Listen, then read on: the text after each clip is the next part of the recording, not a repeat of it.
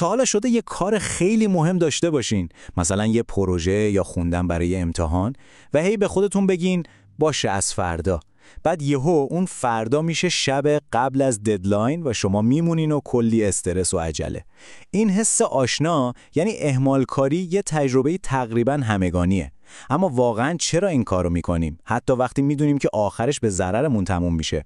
خب تو این برنامه میخوایم بریم سراغ علم پشت این ماجرا و ببینیم توی مغز ما دقیقاً چه خبره تا بتونیم برای همیشه این عادت رو کنار بذاریم.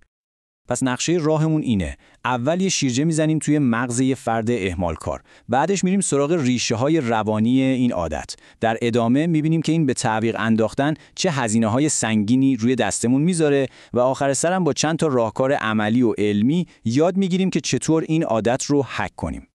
بریم سراغ بخش اول، مغز یه آدم اهمالکار. ببینید خیلی‌ها فکر میکنن اهمالکاری همون تنبلیه، ولی اصلا اینطور نیست. قضیه خیلی عمیق‌تره. این تنبلی نیست، بیولوژیه.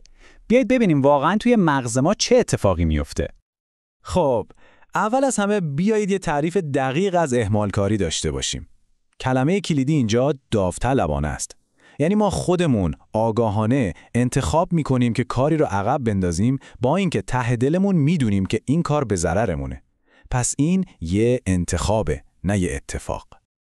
این همون سوال 1,000,000 دلاریه مگه نه؟ اگه میدونیم شب بیداری قبل از امتحان چقدر بده، پس چرا زودتر شروع نمی‌کنیم؟ جوابش توی یه جنگ داخلیه که تو مغز ما در جریانه. یه جنگ تمام عیار بین سختی تلاش و شیرینی پاداش. اینجاست که قضیه واقعاً جالب میشه. انگار مغز ما 2 تا حسابدار داره. یکی برای درد و سختی کار، یکی هم برای لذت پاداش. توی مغز آدمای اهمالکار اون حسابدار مربوط به سختی کار خیلی سختگیر و بدقلقه. یعنی درد شروع کردن کار همین الان اونقدر بزرگ و ترسناک به نظر میاد که مغز ترجیح میده کل صورت حساب رو حواله کنه به آینده، حتی اگه بدونه که پاداش آینده چقدر میتونه فوق‌العاده باشه.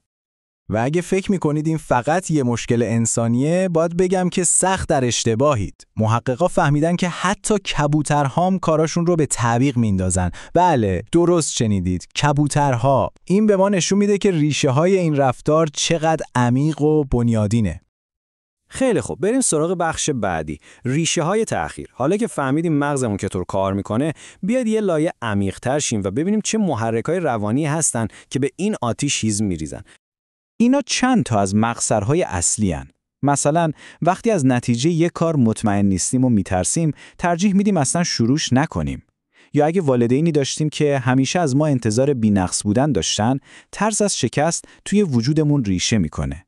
و شاید از همه بدتر، وقتی به توانایی‌های خودمون شک داریم، برداشتن اون قدم اول تقریباً غیر ممکن به نظر میاسه.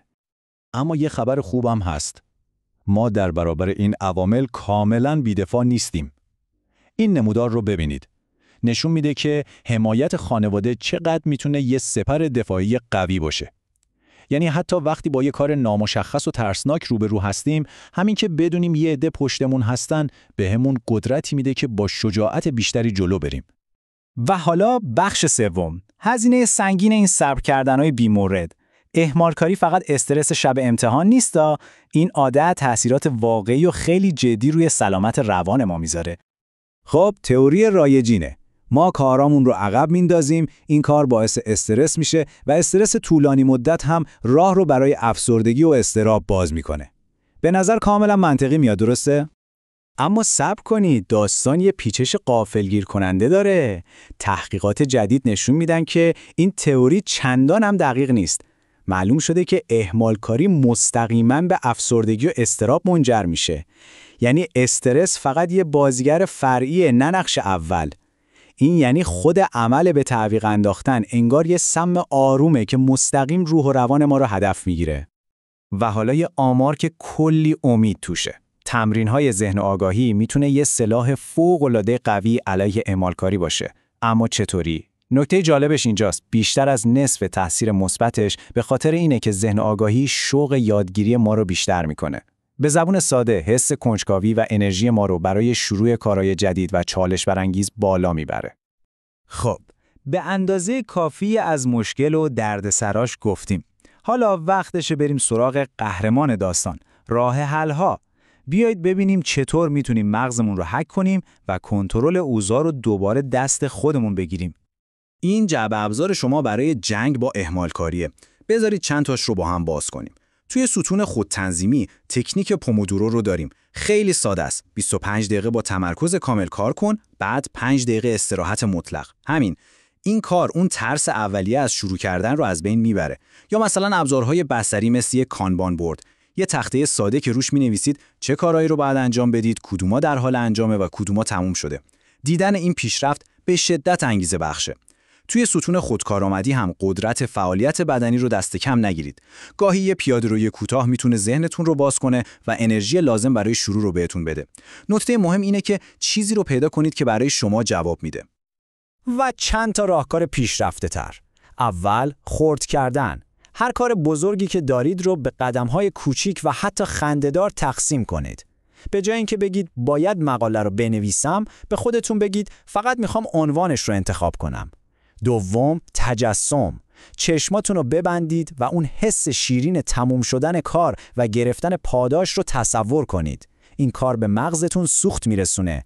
و در نهایت اگه حس میکنید اهمالکاری شما خیلی جدیه، از کمک گرفتن نترسید. درمان‌هایی مثل REBT یا درمان عقلانی هیجانی رفتاری بهتون کمک میکنه اون باورهای غلطی که ریشه این مشکل هستن رو پیدا و اصلاح کنید. و در آخر بیایید کل قضیه رو از یه زاویه دیگه ببینیم. شاید اهمالکاری بیشتر از این که یه مشکل مدیریت زمان باشه، یه مشکل مدیریت احساساته. پس سوال نهایی اینه، وقتی کاری رو عقب میندازید از خودتون بپرسید من دقیقاً دارم از چه حسی فرار میکنم؟ ترس از شکست، اضطراب، حس کلافگی؟ جواب این سوال میتونه کلید اصلی برای باز کردن این قفل باشه.